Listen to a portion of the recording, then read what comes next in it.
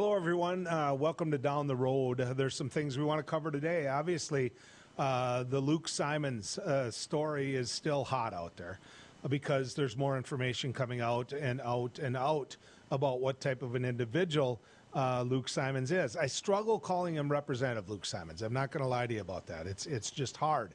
And so we're going to speak to some people from out in Dickinson and rural Dickinson country today about what type of individual he is, so you get an opportunity to know more about who's representing you. There's some interesting bills, and there's some bills that leave you scratching your head. For example, there's a bill about transgender students competing at the athletic level. There's some groups that you would think wouldn't deal themselves a hand in this debate, and it surprised me a little bit when the Convention and Visitors Bureau of Fargo Moorhead did deal themselves a hand in this debate, and then I found out why, and it makes complete sense to me. Let's visit with Charley Johnson, the head of that. Charley, good to have you coming down the road with us. Hey, Joel, it's nice to be here. All right, first question. On TV in a while. Yeah, but you are used to it. I'm a little bit used to it. Yeah, You've been in front of a camera. Yeah. Charley, why? Why did you guys get involved? Well, the bill basically, if it passes, would set it up so, and it deals with people under the age of 18. So it would say that no transgender athlete essentially could participate in a scheduled event that was exclusively for male or females, either way, that was different from their birth gender. So a girl transitioning to be a boy would have to play on the girl's side. A boy transitioning to be a girl would have to play on the boy's side, and it's pretty cut and dried, and we feel like it's so strict that it's going to put a lot of the youth sports in our community in jeopardy with their governing bodies. And our whole point is, and I want to make sure that everybody understands this, I have no idea. I don't have the expertise. I don't know when, where, how, or against whom, most importantly in this case, a transgender athlete should compete. But I would respectfully submit that most of the people in the legislature don't really know that either. And I would follow that up by saying every sport in the country, I'm pretty sure every sport in the country, including the North Dakota High School Activities Association, has relatively sophisticated and nuanced policies on this already. Why? Because they've been studying this for a long time. This is not something that just popped up in a Hallmark movie at Thanksgiving. You know, this has been an issue for years, under different guises all along. But I remember as a kid, this is how old I am, watching the 1960 Olympics, and there were questions about some countries using some kind of doping to make their female athletes more like men, so they could win. Germany. Okay. I wasn't going to sing a lot of country, but that's fine. But that's what I remember. Yeah. So it's not like this is something new. It's had different permutations over the years. They all have policies about this, and they're based in science. That's what I think is the most important part, and they should be the ones who handle this, instead of having a simplistic bill that states, nope, this is the way it is. The thing that's going to happen is we're going to lose many of the sports that come here and bring all sorts of money into our economy. In 2019, the last pre-pandemic year, sporting events that our staff just touched, whether we ran the Housing Bureau for them or we gave them event assistance, helped them secure places, brought in conservatively direct visitor spending of like $10 million. Last year, even in the pandemic year, it was like $5.6 million before and during, because we did pick up some sports things going forward. So this has the potential to drive out all sorts of youth sports. It says it's not just aimed at high school, even though that's what they try to sell it as. It says any athlete under 18. So that affects all youth sports. That would affect USA Wrestling, which has been coming here for 25, 26, 27 years. It would give them an excuse to not come here anymore, and lots of people have been trying to lure that event away from us forever. It could affect Fargo Youth Hockey, West Fargo Youth Hockey. because they bring teams in from all over the of the region. I mean, the Squirt International brings people from Canada. Didn't this year, of course, because they can't come. But you get the point. It's a big event, and all those kids are under 18. So this law would apply to them. It doesn't just apply to high schools or the High School Activities Association. It could cause other teams to not come here, if nothing else. But it also could cause them to lose sanctioning with whatever governing bodies they work with. Swimming in West Fargo Flyers, very concerned about this because USA Swimming, who they deal with, has its own policies. They have their own nuanced policies set up on this. And if the local groups are at odds with those, then you won't be able to host events. May not even be able to go to events. Charlie, you're not going to go down this road, but I'm going to, and then you can duck and avoid it. But the truth of the matter is I don't like saying legislature or legislators in a general term. This has been Koppelman. This has been Koppelman from West Fargo that pushed this agenda and got it passed through the House with Republican support. So I'm just going to say it. You can avoid it. But I continue to ask, and I have asked time and time again, where was the problem? What was he trying to address? What circumstance can he give us where he's going to end up costing $10 million to the state of North Dakota? He couldn't give me that answer. And for years, I worked for the North Dakota High School Activities Association as a high school ref, and I worked college referee for the NCC and the Missouri Valley. Every one of them had a policy when it comes to this. Yeah, they do. Where's the problem? You know, I can't begin to discuss the motivations of whoever's on this bill, but, you know, yeah, he was the primary sponsor, but there were other sponsors, and it passed like 65 to 26 in the House. I didn't really get to mount my case against it in advance because I lost track of it because it had been amended, right? So I found out the night before it was going to be voted for in the House. So I wrote them all an email, as many as that I could that I thought were relevant, but obviously it didn't sway. It was too late. I'm not going to sway anything. So we have to take our fight to the Senate. I might duck and cover on that one. All I care about is that they back off on this and let the sanctioning bodies, including the High School Activities Association, take care of this. I understand that parents of daughters might worry that some boy transitioning to a girl is going to come into their sport and dominate. You know, girls basketball, doing slam dunks over all the girls, taller, stronger. But I also know it can go the other way around, too. In Texas, there's a case where a wrestler, a girl transitioning to a boy, was forced to compete in the girls' division of wrestling. He has won 2 straight titles and just obliterates the competition because they have a rule similar to this, and they're making him compete against the girls because he was born a girl. He's had all sorts of hormone treatments as part of this. Hasn't had any surgery yet, but the hormone treatments kick in. And the athlete would just as soon be competing against boys, but they won't let him do that. They're making him stay in the birth gender lane. So either way, you can't eliminate a problem with a simplistic bill like this. That's why, and I believe the North Dakota High School Activities Association references hormone treatment and gives a specific time frame for how long they would have to have been undergoing that hormone treatment before they could slip into the other category. And this is that's what I say is it's science-based. Yeah. You know? That doesn't happen that often, though. I think you're right. There aren't any. I don't know of a lot of examples in North Dakota. Well, when you ask, they don't. I mean, I have to go to Texas to get that example, yeah. and actually it works against this bill because that could happen here. They can't answer it. I've been asking it on my radio show. Been asking it. They can't answer it, and so it's an ideology searching for a problem. Now, the other thing I would add to this, you know, a perfect example in my life, Wyoming didn't have a girls softball team. They didn't have a girls fast pitch team. And in Babe Ruth baseball, which I was playing that year, there was a young woman or girl that wanted to play ball. And her name was Rachel. She went out in right field, played that year, and quite frankly, she was a tough out to get.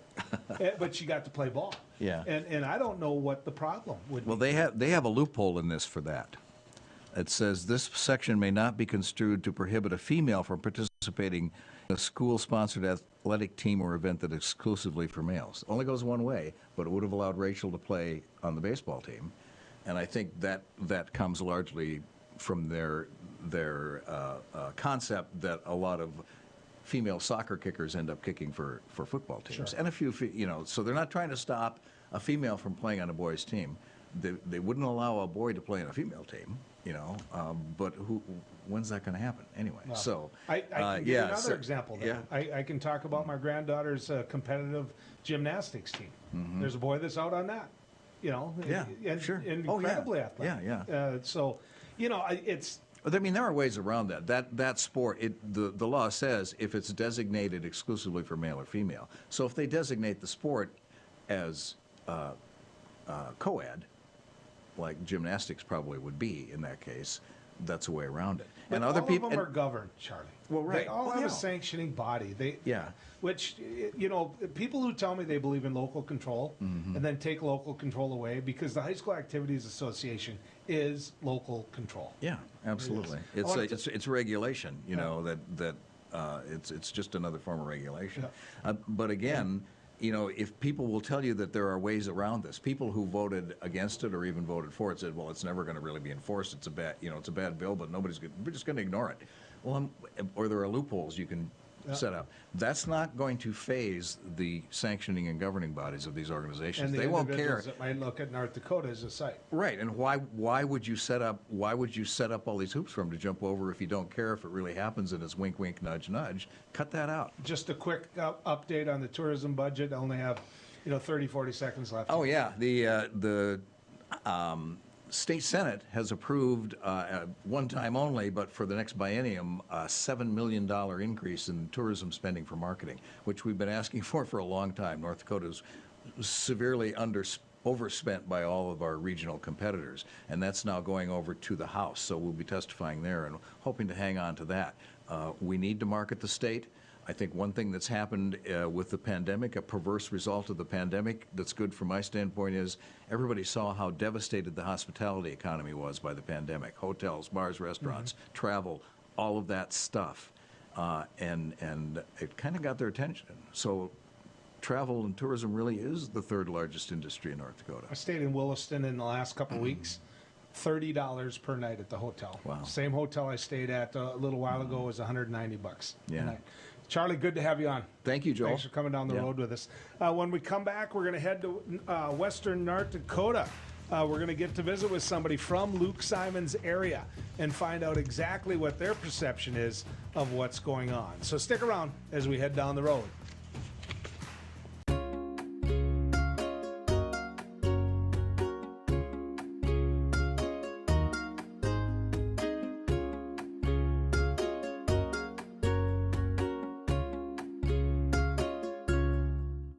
Respect, innovation, trust, and excellence. These core values can be seen in every building built by Straightway Construction. In the community for over 15 years, Straightway Construction has become the premier construction company for commercial projects. From dirt to design and framing to finish, Straightway Construction is your number one choice. You won't have to look far to find a project that has that Straightway touch. Call them today or go online to straightwayconstruction.com and let them make your vision a reality.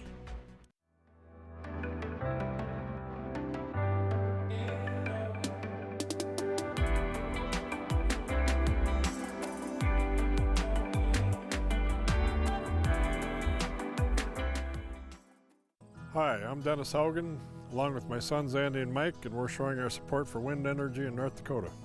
Wind energy has provided farmers like us with a steady stream of income that's not tied to the weather like crops and cattle are. Another bonus is that wind farm owners are required to maintain the roads leading up to the turbines. Because of that, oftentimes these roads are the best in the county. Wind energy is good for landowners, it's good for the land, it's good for our economy, and it's good for North Dakota. There's nothing more important than family. And at Prairie Rose Family Dentists, we get it. That's why we have more locations, more dentists, specialists, extended hours, pediatric clinics, and even emergency appointments, so you can always be seen. Book your appointment today at prairierosedentist.com. Prairie Rose Family Dentists. We are family. 40 years ago, Aero Service Team started with one truck and lots of hard work. Times may have changed, but the hard work that we put in to get your lives back in order after fire, water, and disaster hasn't. Over the years, we've seen so many families lose their belongings due to water and fire damage. Restoring homes back to the original state has made every hour of hard work well worth it. Thank you for trusting our family with yours. When disaster strikes, you only have to make one call. Arrow Service Team does it all. Pub 21, your one stop for fun, drinks, and food. Our spacious facility provides COVID-safe fun for you and all your friends. With nightly bingo and specials, you can be sure there's something to do for everyone. If you're staying in for the night, we've got you covered just across the way with Pub 21 Liquor. We have a wide variety of options, from wine to whiskey and everything in between. Stop in today at 1014 South 12th Street in Bismarck to see what all the buzz is about. You won't be disappointed.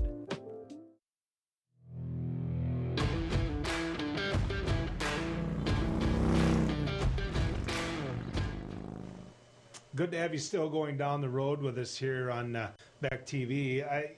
The whole story that blew up this week is the story of Luke Simons and what's happened there. Obviously, the word Dickinson has been brought up a lot with this, and the other word that's been brought up a lot with this is Republican. We can make reference to Bastiat caucus, those type of things. I'm sorry, if this is going to get fixed, it's going to get fixed from the R side of the aisle. I want to get a chance to visit with someone from Dickinson, with someone that really understands the perception of what's happening in Dickinson. Jesse Kilwine is joining us, and he comes on the south side of Dickinson. Jesse, good to have you coming down the road with us. Thank you very much for having me. It's obviously got to be the buzz there. It is the buzz all over the state. What's your perception of what's going on? It's kind of like a torrent, to be honest with you. I learned of it probably when everybody else learned of it, that the news story broke, I think, in the forum about the altercation that occurred. And that's really, it's been a lot all of a sudden. I've talked to a couple people, friends and acquaintances, and people on the R side and people on the D side, I guess you could call them. And it's just been a lot fast. So, when you get into the details, and I want to give you some examples. Let's go to that March 21st example, and obviously we can't read everything here, but when you look at the open records request that we made to make sure some of that information got out, I'm going to read part of it. This is somebody talking about what happened to them from Luke Simons. This individual, the first time Luke Simons visited her office during the 2017 legislative session, he leaned over her desk and made remarks about her eyelashes being very beautiful, sort of like his wife's. An interim Judiciary Committee hearing, Representative Simon approached her while he was sitting in her chair and began to give her a shoulder massage. This week, Representative Simon called her regarding a work matter and proceeded to tell her a long story about shopping for thongs at Victoria's Secret because that's what his wife likes to wear, and he apparently jokingly added that he wears thongs also. He told this in the context of that he was approached by mall security at a shopping center in Montana because he was carrying a weapon. I want your take on that. I want your take on what it feels like to have your town, Dickinson, where you live, associated with a state representative that would do something like that. It's almost, for me, it's not even about Dickinson. It's just having someone, have interactions like that in any state, city, town, anywhere. It seems inappropriate to me. And I know the argument has been, because I followed this, and I've actually talked to Luke myself personally. He talks a lot about how he gets a lot of Facebook interactions and threats and things like that. We've had some pretty good conversations together over the phone. I've never met him in person, but he's invited me to do so. So I think I'm not going to try to morally impugn Luke, because I don't know how he is in his personal life. But from these allegations or interactions that he's had at his workplace, I just don't see it befitting a state representative or, any employee. If I were to say that to someone who's at my workplace, my small business, I would be fired most likely. So I just don't feel how it's appropriate at all. Yeah. I want to give you one more example, though. You know, you talk about judging him morally, and maybe it's examples I'm giving that has placed me in a different position than you when it comes to this. I want to go to the November 15th conversation, and I'm going down to the discussion they were having on a piece of Century Code 36-21.2. And he had a conversation again with a female saying, what does immune from liability mean? Like if you were in a car accident and came upon a scene and you were lying on the side of the road, if I took your shirt off to administer aid to a wound, I wouldn't be guilty of sexual harassment. I said, and the woman that was being told this, attorney at Legislative Council, said that's an inappropriate example. He said, okay, yeah, I took that too far, which, okay, he took it too far. It might have ended there. Then he referred to it in the form of livestock. He said, the call was about a thoroughbred horse in a ditch, which you know, thoroughbreds, they just have that hungry look in their eyes, like some women. Quarter horses are bred to be sweet and kind and made for the job, kind of like my wife. She is definitely like a quarter horse, but she has a little thoroughbred in her. If you were a female attorney working in the Legislative Council and your job was to develop legislation, work across both sides of the aisle, stay completely unpartisan, nonpartisan, if you were her, how would have you dealt with that? You know, I can't put myself in that situation because I've never been in that situation, really. I've been in situations where people are talking about others like that, but no one's ever talked to me like that. And that goes into a whole other conversation about who we are as people and how we identify. But women generally, from what I've heard talking to them, don't feel like they can do the right thing or what should be done. And with this report, they don't feel like they can make an accusation or a formal report because they are going to lose their career. Or they're going to have blowback on them because if they make this report, they'll be seen as, you know, the angry attorney, the angry female attorney, or something like that. And in that situation, I probably would have done exactly what she did, bring it up with, you know, my coworkers, colleagues, or my superior, and I might have done the same thing, placing myself in her shoes, and not made a formal complaint because of the blowback it could have had on my career. Yeah, and that's part of what's being found out now is that Representative Simons is going about trying to organize and orchestrate firings of many of the individuals. Do you believe that he should be removed? Do you believe he should be a state representative? You know, I think there should be some level of accountability. Now, I've heard from the small reporting that has been done that there are people on both sides of the aisle, quote unquote, considering some formal measure, whether that's censure or expulsion. I don't know what is coming down the pipeline. I know they're out of session right now and coming back next week. But I think for me, this is just for me, I wish he would have handled his apology better. And that's kind of what's showing me that he's not really fit to be working in the public sphere like he is. He's apologizing for using one word, not for the whole, you know, the totality of the action, the interaction, or what he did.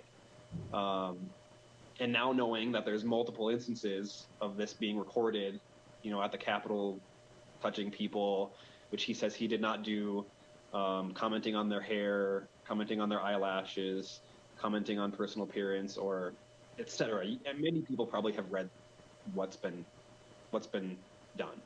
I think there should be accountability. Obviously, that will be left up, as you said earlier, to the Republican legislature in North Dakota. But anywhere from censure above, I think something should be done. Thank you, Jesse. I appreciate you coming on. This is home for you. You're in District 36, and this is the individual that represents you. After elections are over. And so this individual's got one of those chairs. And so I was really curious to hear what you thought about it. So appreciate you coming down the road with us. Thank you very much. When we come back, ladies and gentlemen, we're going to get a chance to visit with an old colleague of mine. And when I say old, I just mean the amount of time in service. Judy Lee from West Fargo has served in the North Dakota Senate for a number of years, heading up the Human Service Committee. That isn't why I asked her on. Why I asked her on is because in the 70s, she was politically active then as well. I want to ask her about the ERA, the Equal Rights Amendment, and what she feels and she thought when a concurrent resolution was passed in the North Dakota Senate that took away North Dakota's support or sent a signal that North Dakota no longer supports it. So stick around, Judy Lee, when we come back here on Down the Road. Jeez, what a mess. Look at that. There's roof stuff everywhere. It's so embarrassing. Ruins the neighborhood. Come on, humans. Let's get this fixed. Don't let your roof go to the dogs. Call America's Best Contractors for your free estimate. Need a new woof? After checking with the rest, go with the best. America's Best Contractors. 258-2412. Online at americasbestcontractorsincorporated.com.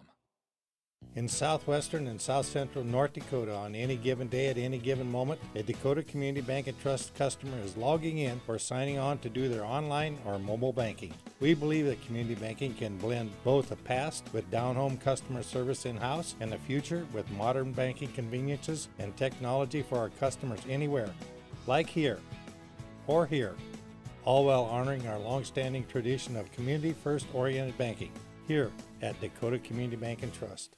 It's every American's right to bear arms. At Mandan Sporting Goods, we're here to help you support your Second Amendment rights, which reads, a well-regulated militia being necessary to the security of a free state, the right of the people to keep and bear arms shall not be infringed. Whether you're looking for a pistol for personal defense or collector gun, we have the staff to help you. We also have the area's largest inventory of ammo and reloading supplies. Mandan Sporting Goods, the area's local gun and ammo specialists. Beck Communications is hiring. Beck Communications is seeking qualified candidates for plant technicians in our Wheatland, North Dakota location. Beck Communications is an equal opportunity employer. To view the job details, visit www.beck.coop. To apply, email your cover letter and resume to careers@bechtel.coop. Beck Communications, making connections that matter. If you're a Beck Fiber customer or the dependent of a Beck Fiber customer, you might qualify for scholarships. Beck awards scholarships to seniors headed to college or to students attending University of Mary. Go to www.beck.coop for eligibility guidelines and applications. The experienced professionals at Superior Glass provide residential and commercial glass installation and repair services in central and western North Dakota. Superior Glass is your source for stained glass projects, mirrors, windows, touchless, and automated entry solutions.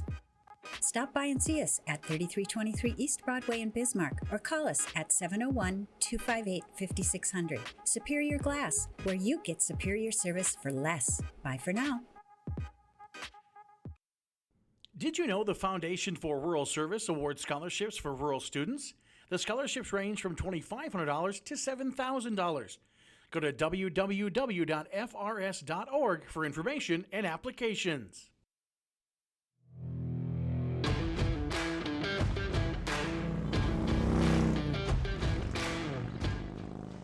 You know, it's good to have you in the rig as we go down the road. Recently, and I'll let Judy Lee explain what a Senate concurrent resolution is and what power it has. But recently, the North Dakota Senate passed a Senate concurrent resolution taking away, in their eyes, North Dakota's support for the Equal Rights Amendment.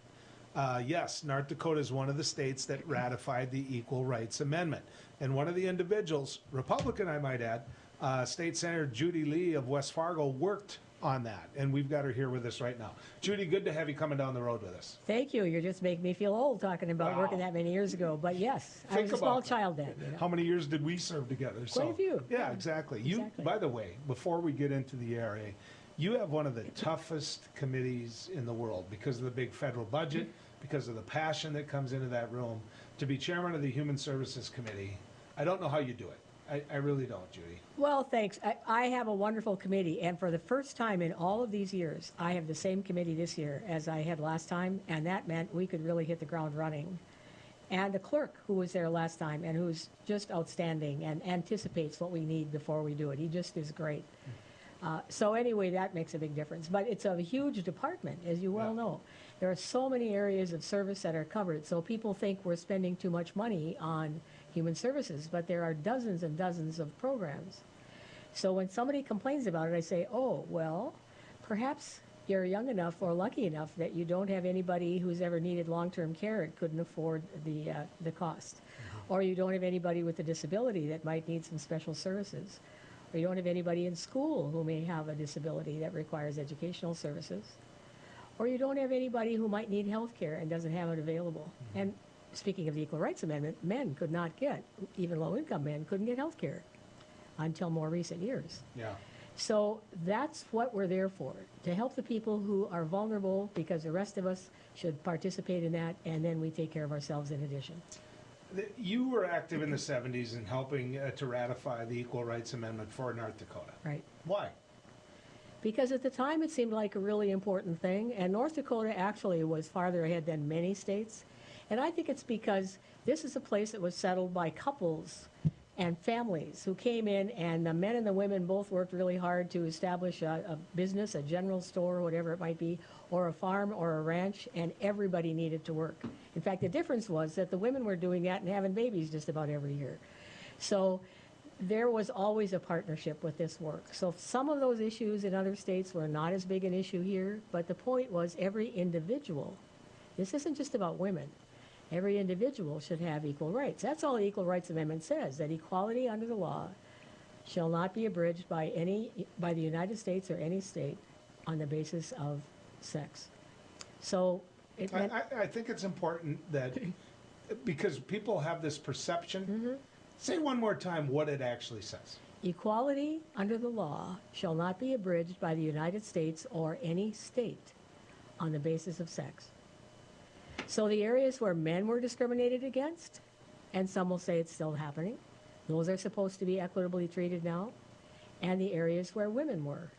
And so the women's involvement in it was perhaps more visible at the time because we didn't pay as much attention right away to where the discrimination against men was. You and I both know gentlemen who think that they've really gotten the short end of the stick with child custody and things of that sort. And as I mentioned, health care before, and actually until we had Medicaid expansion, childless adults couldn't, that were low income, couldn't get state covered or federally covered health care here either. Right. So the women who were involved, and there were very active women's groups at that time, less so in many areas now. Of organizations are not as popular as they once were. But they studied it and they recognized that there were challenges. And even in North Dakota, there were problems with things like ownership of land when a woman married and divorced. So one example I cited when discussing it on the Senate floor was a marriage in which the wife's family had owned a small business for quite some time, at least one more previous generation. And so the younger couple ran it for several years, and then they divorced, and the court gave the family business to him. And the other one, it was farmland that was owned, family farmland that was owned by the wife. And many years later, when they were divorced, he got the farmland. That one went all the way to the state Supreme Court. And part of the reason was because the plaintiff had the money to pay the attorneys to do the work. So equity is important in every direction. And so all of those laws that had to do with being called for juries. In some states, they had to volunteer to be on the pool. Women who were voters, even, were not in the jury pool. They had to say, I'd like to be in the jury pool. That's silly. So what was the argument? You and others, obviously, stood by what you felt was the right thing. North Dakota supported the ERA. And the language that you just shared, I don't know how you can. So that's my bias, obviously, in all this. You would have had my vote that day in the Senate. But what was the argument on the other side? What did they say why this concurrent resolution needed to pass? Well, I think it was a time when traditional roles were much more prominent than they might be now. So there were arguments that said that women were going to have to do things that they didn't want to do. But even the little issues, which we hear right now too, about bathrooms, about schools, about all kinds of situations. I grew up in a house with 5 people in one bathroom. We had a lock on the door, and you know what? We got along fine. So some of those arguments, those kinds have gone away as far as that has been concerned, except we continue to see other issues that are made more prominent now, but aren't necessarily what this all relates to. And I think that it's really important to keep our eye on the FAR goal, which is the intention is to make sure that both you and I have the same rights if we're in the same circumstances, no matter what they might be. So what did the concurrent resolution do? What does it do? For those individuals that don't follow the legislature and don't understand what a concurrent resolution is and how it's different than a bill that becomes law, what does it do? Well, in this case, the resolution says that they want to notify various federal offices and all that North Dakota wishes to withdraw its ratification, but it doesn't have the force of law.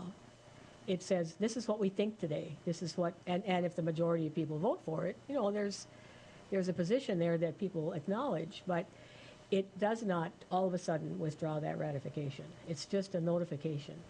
And we spoke earlier about resolutions, and you could have a resolution that it's Peanut Day, and you told me that September 13th is Peanut Day. So anyway, we were doing this on my radio show. Yeah. So anyway, the point is that resolutions are used to honor somebody.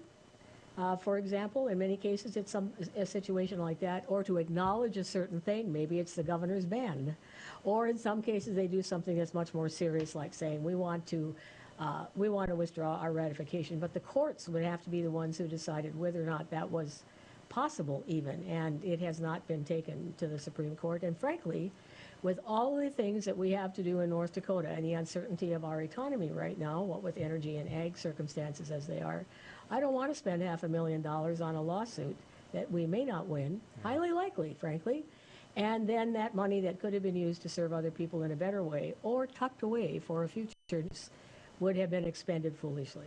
I want to, and I don't know this number, but if you go back to the time when you were working for equal rights for all people, in the minute that I have left, I wonder, just out of curiosity, I wonder what the numbers were in the North Dakota Senate then of women senators versus what they are now. Actually, somebody brought that up, and I'm sorry, I should have looked at that before I left, but I think it was something like 3. And how many are there now? We now have 11. And there are more, of course, in the House.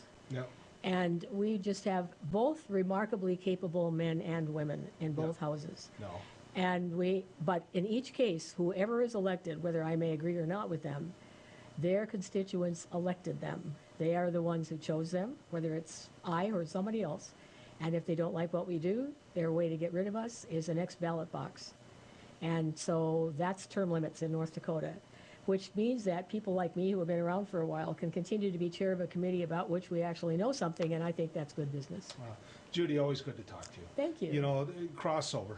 Nothing like having an old friend call you and make you work. Actually, only for you.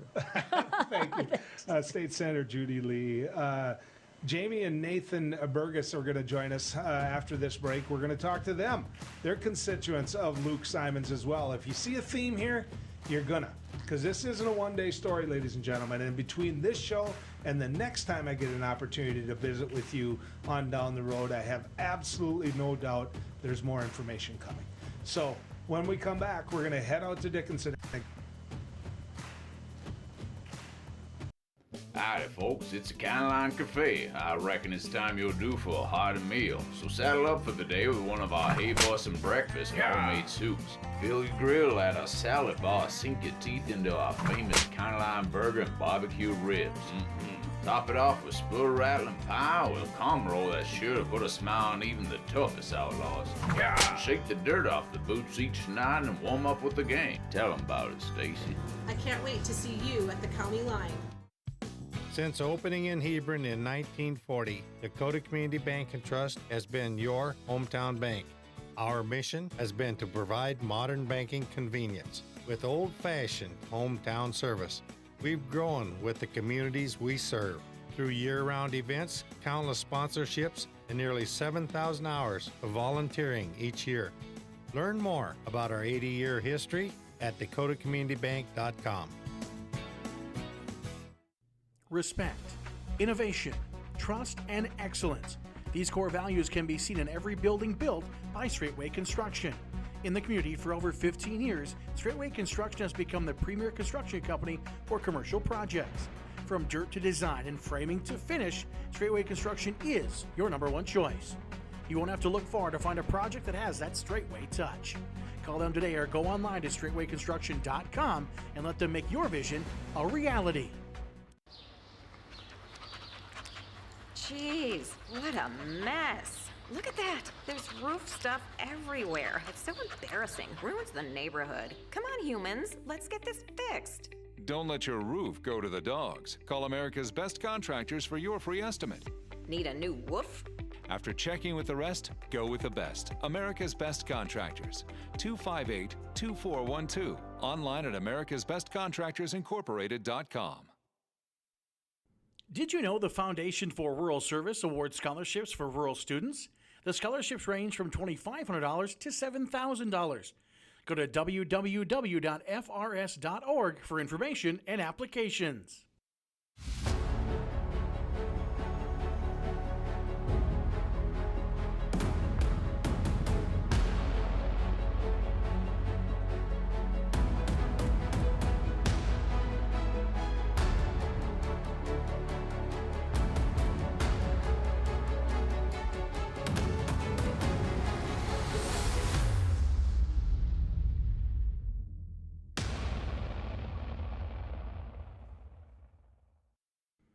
If you're a Beck Fiber customer or the dependent of a Beck Fiber customer, you might qualify for scholarships. Beck awards scholarships to seniors headed to college or to students attending University of Mary.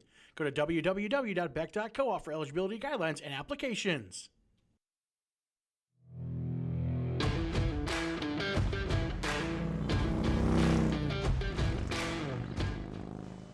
You know, there's no apologies here. There aren't.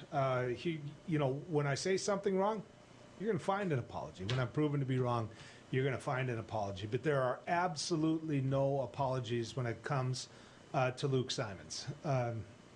Not convinced he should get the honor of being called Representative Luke Simons, but he is Representative Luke Simons. He got elected in District 36, which is the edges of Dickinson and goes out towards Glen Ullin, and draw the map. You can go ahead and look that way, but that's his area. Stark County and other parts of are a perfect example of who elected him. I think oftentimes what people do is they don't realize, if they want to serve as a legislator, how to go about it. Oftentimes you can get that party's nomination at a district convention because the parties themselves get to pick those candidates, other than, of course, through a primary. You can make that challenge. But the parties themselves get to choose who's going to be on the ballot at a district convention. And it can be as easy as getting 50 family members there, not telling anybody you were going to do it. You walk in that night, and those 50 people all vote for you, and you find yourself on the ballot in the fall. And of course, Luke Simons is a Republican. And if you're out in the Dickinson area, in fact, if you're in almost any place in North Dakota, if you're a Republican, you're going to win. You're probably going to win, and you're going to say, well, geez, Joel, what does that tell you? It tells me that there's a problem, number one, when a man like this can win. Number two, it tells me that, yes, we're in the Donald Trump era, where Donald Trump is seen all over the state of North Dakota as many people's hero. But it also tells me that people don't look hard enough at what their legislator is doing. I believe that the people of District 36, if they knew that Luke Simons was going around and doing the things that he's doing, I don't think they would have elected him. And I don't think the Republican Party would have wanted him to be their representative in Bismarck. I believe in the system enough to still believe that. And if I'm wrong about that one, then God help us. That this situation we find ourselves in as a state where we're getting national attention because of the Luke Simons of the world, where we have people talking about national stories about us in the Midwest. And I want to share something with you. I want to go to a piece from Tuesday, February 25th. Now, everybody's got a check and balance to them. There's a check and balance always when it comes to all of this. But this document that we got through Open Records was from Tuesday, February 25th. Now, understand, Chet Pollard is the head of the Republican caucus. And Scott Lauser is his number two. He's the assistant majority leader. And as you can see here, Representative Lauser came up to discuss the conference committee. Now, when he says came up, the Legislative Council, which is the attorneys and the accountants and people that are support staff for the legislators, they are a floor above. And I mean that by how many steps you would have to take to get up there and get the information. Now, Lauser went up there to talk about the Commerce Committee and some bill drafts. He also asked John Bjornson.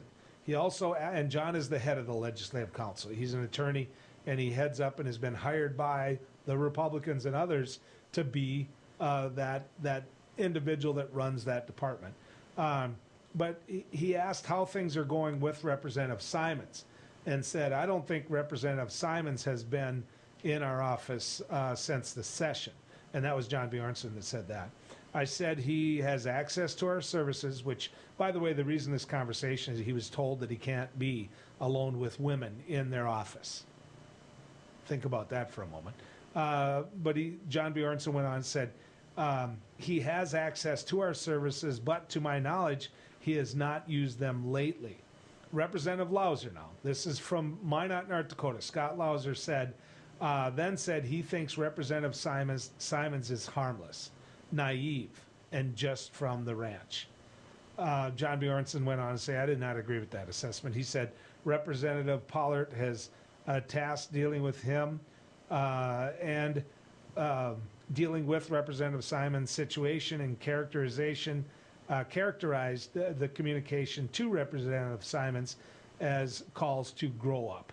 He thinks Representative Simons will win re-election because he was the second place vote getter in the district meeting. Scott Lauser, fix it. Fix it. You know what? There's a lot of people watching this show right now that are ranchers. A lot of people watching this show right now that are ranchers. And I can guarantee you this, knowing a lot of them, in my travels doing radio across the state, in my time in the North Dakota State Senate, which I spent for 14 years, they don't stand for this, and we wouldn't have stood for this. I'm going to go to the March 19th letter.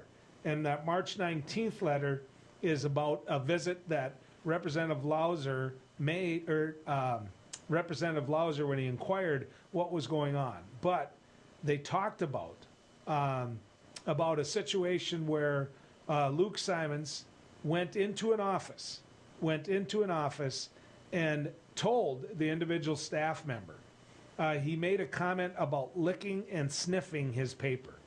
They also indicated the comment by Representative Simons in which he indicated it would be bad if he drove over her son. Now, this came about because Simons went to the front desk. The receptionist called back, and nobody knew whether the ban on being alone in an office with women was still in place. This attorney didn't. She didn't know if that ban was still in place. What she did know was when she got the call to have him come back, she wanted to get her son out of the office. She couldn't. He got there quick. Introductions were made. Then the boy left. But Representative Simons, knowing that that was her son, and knowing that he had been banned from women's offices in the Legislative Council, used that opportunity to, make his point, make his case, and intimidate one more time. He slid across that paper so that he could sit there and ask her and tell her it was okay to sniff. And I don't know where you go with this. I don't know, sniff and lick his paper.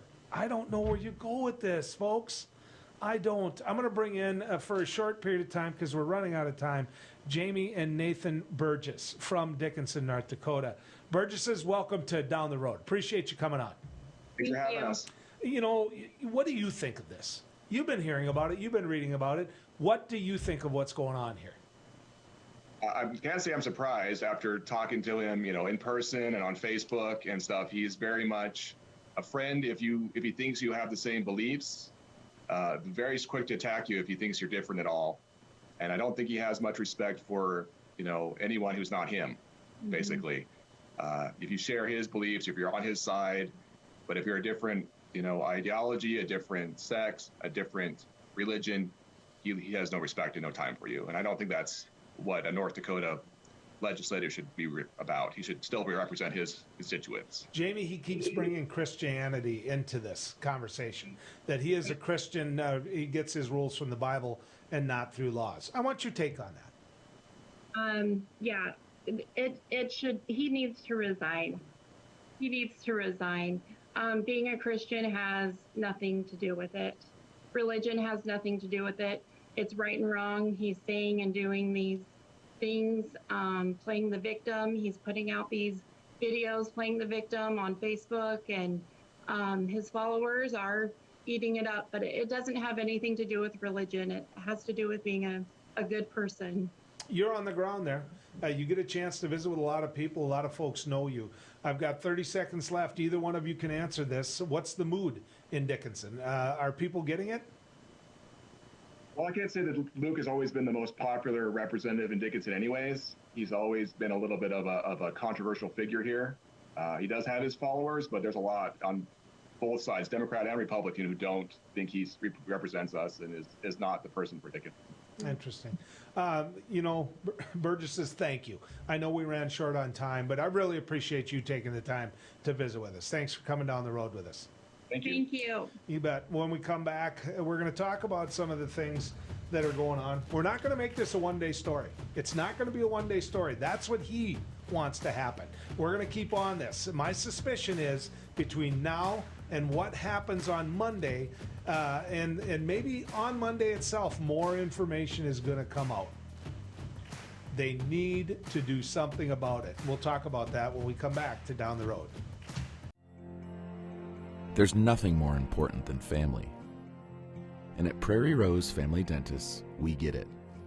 That's why we have more locations, more dentists, specialists, extended hours, pediatric clinics, and even emergency appointments, so you can always be seen. Book your appointment today at prairierosedentist.com. Prairie Rose Family Dentists. We are family. Deciding how to promote your business can be hard. Visit the professionals at Dakota Promotions and Printing and let them help you through your struggle. Dakota Promotions provides promotional items and apparel, from corporate gifts to team shirts and everything in between. With quick turnaround times and friendly service, they are your best choice. And best yet, you're shopping local. Visit them online at dakotapromo.com or stop in their showroom at 320 West Main in Mandan. Dakota Promotions, delivering promotions just for you. Hi, I'm Dennis Haugen, along with my sons Andy and Mike, and we're showing our support for wind energy in North Dakota. Wind energy has provided farmers like us with a steady stream of income that's not tied to the weather like crops and cattle are. Another bonus is that wind farm owners are required to maintain the roads leading up to the turbines. Because of that, oftentimes these roads are the best in the county. Wind energy is good for landowners, it's good for the land, it's good for our economy, and it's good for North Dakota. 40 years ago, Aero Service Team started with one truck and lots of hard work. Times may have changed, but the hard work that we put in to get your lives back in order after fire, water, and disaster hasn't. Over the years, we've seen so many families lose their belongings due to water and fire damage. Restoring homes back to the original state has made every hour of hard work well worth it. Thank you for trusting our family with yours. When disaster strikes, you only have to make one call. Aero Service Team does it all. It's every American's right to bear arms. At Mandan Sporting Goods, we're here to help you support your Second Amendment rights, which reads, a well-regulated militia being necessary to the security of a free state, the right of the people to keep and bear arms shall not be infringed. Whether you're looking for a pistol for personal defense or collector gun, we have the staff to help you. We also have the area's largest inventory of ammo and reloading supplies. Mandan Sporting Goods, the area's local gun and ammo specialists. Now is the best time to plan for your 2021 farm equipment needs. North Dakota-based Summers Manufacturing is currently offering early order savings. Take advantage of big savings on North America's broadest tillage line, including the Super Coulter Samurai and the innovative VRT Renegade, as well as the best built, best backed land rollers in the industry. Talk to your Summers dealer today or go to summersmfg.com to learn more about early order savings available on all Summers equipment.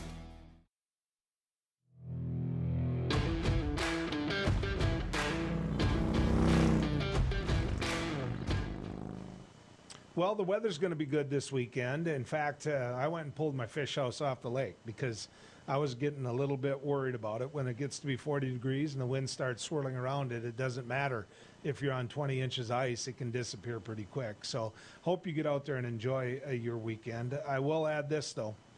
I'm going to put some pressure on some folks that I don't know if I'm being fair. I don't know if I'm being fair to the Republican women in the Republican caucus. But they're the ones that can fix. They're the ones that can fix the Simons issue. You know, Luke Simons is a bully. He's trying to get people fired because he's inappropriate. He's basically abused people sexually and physically, and he needs to go away. At the very least, censured. He needs to be. They need to deal with it so that the rest of North Dakota and, quite frankly, the nation, this is drawn attention to, know that we don't put up with it. And you're saying, well, why the Republican women? Well, there's no question that the Democratic women are going to come out against him. One of them was told to blank off by him, that you're not my blanking mother, when all she did was ask him to put on his mask in the cafeteria where it's required, I might add. And so the Democratic women and the Democratic caucus isn't the problem here. They're going to do what they can to support leadership in whatever actions they take against him. But here's the point. They've got to take actions against him. And so the group that can come out and really make a difference here are the Republican women in the Republican caucus.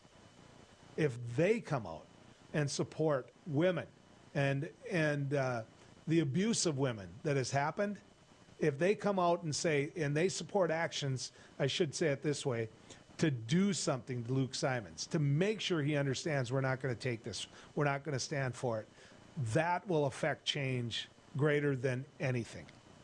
Chet Pollard, the leader of the House, he needs him. He needs him, ladies and gentlemen. And I hope they unify. I hope they make a joint statement. And I hope they give him what he's got coming to him. It's been good riding with you, folks.